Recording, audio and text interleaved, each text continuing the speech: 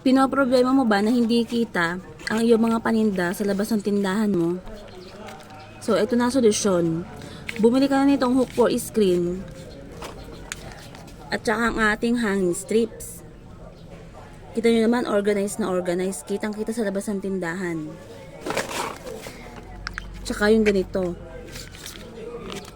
Tomato sauce, pineapple tidbits. Ay, puti mo. At saka ang ating Coco Mama. Pag sinabit mo to sa hook, makikita na siya agad. Ang ating Milo. O, di ba? 16 pieces to. Kasyang-kasya siya kasi 20 cm tong nabili kong hook for screen. Ito yung pinakamalaki. Syempre, di pwede mawala ang ating puncher.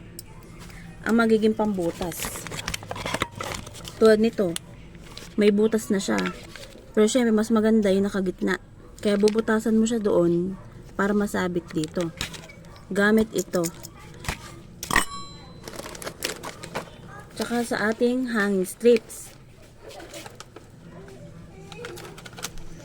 10 piraso nitong hanging strip, isang set, 89 pesos. Yung ating hook for screen, 10 piraso din, isang set, 73 pesos. Itong puncher, 26 pesos, may 29 pesos, depende sa laki. Sa itong hanging strip, bubutasan mo din siya sa ibabaw para maisabit siya dito.